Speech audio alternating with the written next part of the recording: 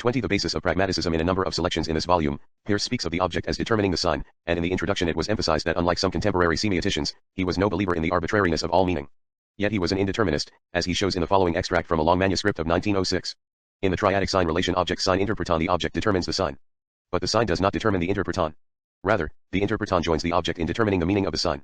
The at least partial indeterminacy of the interpreton, or meaning of the sign, makes the sign relation a powerful instrument of logical discovery, contrary to the dull and lazy brood of modern logicians in the Cartesian tradition, who held that only ideas immediately present, unrepresented, in the mind were a reliable guide to truth. Source, MS 283. Mr. Ferdinand C. S. Schiller informs us that he and William James have made up their minds that the true is simply the satisfactory. No doubt, but to say satisfactory is not to complete any predicate whatever. Satisfactory to what end? That truth is the correspondence of a representation with its object is, as Kant says, merely the nominal definition of it. Truth belongs exclusively to propositions. A proposition has a subject, or set of subjects, and a predicate. The subject is a sign, the predicate is a sign, and the proposition is a sign that the predicate is a sign of that of which the subject is a sign. If it be so, it is true. But what does this correspondence or reference of the sign, to its object, consist in? The pragmaticist answers this question as follows. Suppose, he says, that the angel Gabriel were to descend and communicate to me the answer to this riddle from the breast of omniscience. Is this supposable, or does it involve an essential absurdity to suppose the answer to be brought to human intelligence? In the latter case, truth, in this sense, is a useless word, which never can express a human thought. It is real, if you will, it belongs to that universe entirely disconnected from human intelligence which we know as the world of utter nonsense. Having no use for this meaning of the word truth, we had better use the word in another sense presently to be described. But if, on the other hand, it be conceivable that the secret should be disclosed to human intelligence, it will be something that thought can compass. Now thought is of the nature of a sign. In that case, then, if we can find out the right method of thinking and can follow it out the right method of transforming signs, then truth can be nothing more nor less than the last result to which the following out of this method would ultimately carry us. In that case, that to which the representation should conform, is itself something in the nature of a representation, or sign something nominal, intelligible, conceivable, and utterly unlike a thing in itself. Truth is the conformity of a representamen to its object, mind you. The International Dictionary at the writer's elbow, the Century Dictionary which he daily studies, the Standard which he would be glad sometimes to consult, all contain the word yes, but that word is not true simply because he is going to ask on this 8th of January 1906, in Pike County, Pennsylvania, whether it is snowing. There must be an action of the object upon the sign to render the latter true. Without that, the object is not the representamen's object. If a colonel hands a paper to an orderly and says, "You will go immediately and deliver this to Captain Hanno," and if the orderly does so, we do not say the colonel told the truth, we say the orderly was obedient, since it was not the orderly's conduct which determined the colonel to say what he did, but the colonel's speech which determined the orderly's action. Here is a view of the writer's house. What makes that house to be the object of the view? Surely not the similarity of appearance. There are 10,000 others in the country just like it? No, but the photographer set up the film in such a way that according to the laws of optics, the film was forced to receive an image of this house. What the sign virtually has to do in order to indicate its object and make it its all it has to do is just to seize its interpreter's eyes and forcibly turn them upon the object meant. It is what a knock at the door does, or an alarm or other bell, or a whistle, a cannon shot, etc. It is pure physiological compulsion, nothing else. So, then, a sign, in order to fulfill its office, to actualize its potency, must be compelled by its object. This is evidently the reason of the dichotomy of the true and the false. For it takes two to make a quarrel, and a compulsion involves as large a dose of quarrel as is requisite to make it quite impossible that there should be compulsion without resistance. Should be compulsion without resistance. It appears that there are certain mummified pedants who have never waked to the truth that the act of knowing a real object alters it. They are curious specimens of humanity, and as I am one of them, it may be amusing to see how I think. What is a sign? We all have a ragged outlined notion of what we call a sign. We wish to replace that by a well-defined concept, which may exclude some things ordinarily called signs and will almost certainly include some things not ordinarily so called. Now a sign as ordinarily understood is an implement of intercommunication. The reader will perhaps have noted that the phrase medium of communication is broader than the noun sign, embracing for example a sentence in the imperative mood, which would be characterized as a signal rather than as a sign. Two separate minds are not requisite for the operation of a sign. Thus the premises of an argument are a sign of the truth of the conclusion, yet it is essential to argument that the same mind that thinks the conclusion as such should also think the premises. Indeed, two minds in communication are, in so far, at one, that is, are properly one mind in that part of them. That being understood, the answer to the question whether every sign is connected with two minds will go on to recognize that every sign or, at any rate, nearly every one is a determination of something of the general nature of a mind, which we may call the quasi-mind. It seems best to regard a sign as a determination of a quasi-mind, for if we regard it as an outward object, and as addressing itself to a human mind, that mind must first apprehend it as an object in itself, and only after that consider it in its significance, and the like must happen if the sign addresses itself to any quasi-mind. It must begin by forming a determination of that quasi-mind, and nothing will be lost by regarding that determination as the sign. So, then, it is a determination that really acts upon that of which it is a determination, although genuine action is of one thing or another.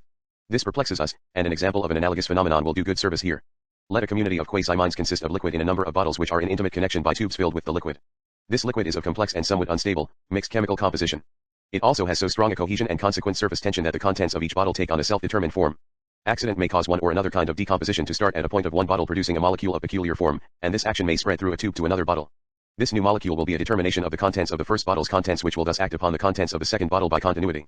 The new molecule produced by decomposition may then act chemically upon the original contents or upon some molecule produced by some other kind of decomposition, and thus we shall have a determination of the contents that actively operates upon that of which it is a determination, including another determination of the same subject.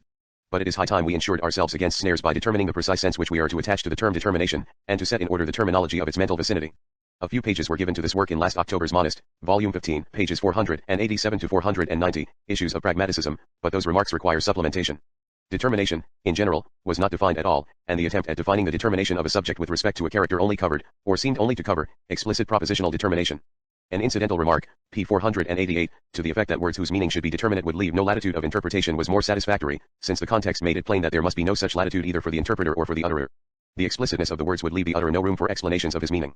This definition has the advantage of being applicable to a command, to a purpose, to a medieval substantial form, in short to anything capable of indeterminacy. Point 1 Even a future event can only be determinate insofar as it is a consequent. Now the concept of a consequent is a logical concept. It is derived from the concept of the conclusion of an argument. But an argument is a sign of the truth of its conclusion is the rational interpretation of the sign. This is in the spirit of the Kantian doctrine that metaphysical concepts are logical concepts applied somewhat differently from their logical application. The difference, however, is not really as great as Kant represents it to be, and as he was obliged to represent it to be, owing to his mistaking the logical and metaphysical correspondence in almost every case. Another advantage of this definition is that it saves us from the blunder of thinking that a sign is indeterminate simply because there is much to which it makes no reference, that, for example, to say, C.S. Peirce wrote this article, is indeterminate because it does not say what the color of the ink used was, who made the ink, how old the father of the ink maker was when his son was born, nor what the aspect of the planets was when that father was born. By making the definition turn upon the interpretation, all that is cut off. At the same time, it is tolerably evident that the definition, as it stands, is not sufficiently explicit, and further, that at the present stage of our inquiry cannot be made altogether satisfactory. For what is the interpretation alluded to? To answer that convincingly would be either to establish or to refute the doctrine of pragmatism. Still some explanations may be made. Every sign has a single object, though this single object may be a single set or a single continuum of objects. No general description can identify an object. But the common sense of the interpreter of the sign will assure him that the object must be one of a limited collection of objects. Suppose, for example, two Englishmen to meet in a continental railway carriage. The total number of subjects of which there is any appreciable probability that one will speak to the other perhaps does not exceed 1,000,000, and each will have perhaps half that million not far below the surface of consciousness, so that each unit of it is ready to suggest itself. If one mentions Charles II, the other need not consider what possible Charles II is meant. It is no doubt the English Charles II. Charles II of England was quite a different man on different days, and it might be said that without further specification the subject is not identified. But the two Englishmen have no purpose of splitting hairs in their talk, and the latitude of interpretation which constitutes the indeterminacy of a sign must be understood as a latitude which might affect the achievement of a purpose. For two signs whose meanings are for all possible purposes equivalent are absolutely equivalent. This, to be sure, is rank pragmatism, for a purpose is an affection of action. What has been said of subjects is as true of predicates. Suppose the chat of our pair of Englishmen had fallen upon the color of Charles I's hair. Now that colors are seen quite differently by different retinas is known. That the chromatic sense is much more varied than it is positively known to be is quite likely.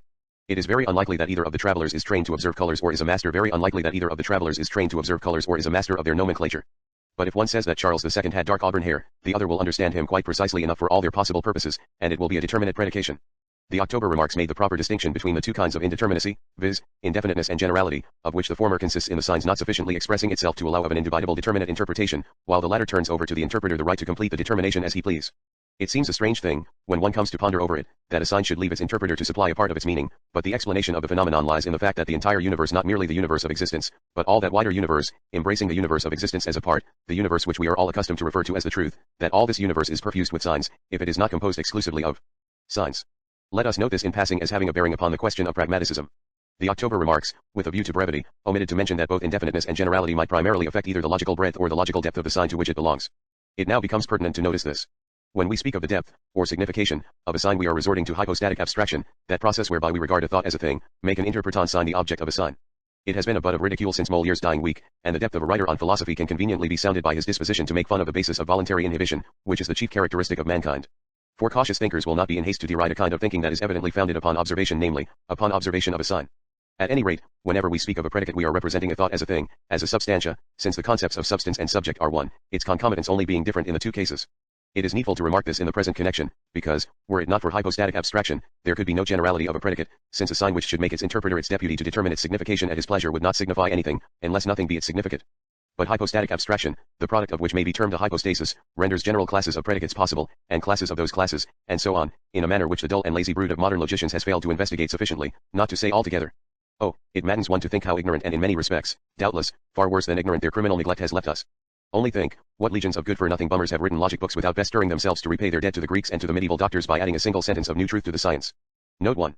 That everything indeterminate is of the nature of a sign can be proved inductively by imagining and analyzing instances of the certest description.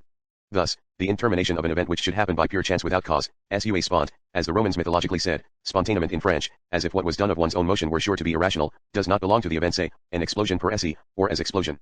Neither is it by virtue of any real relation, it is by virtue of a relation of reason. Now what is true by virtue of a relation of reason is representative, that is of the nature of a sign. A similar consideration applies to the indiscriminate shots and blows of a Kentucky free fight.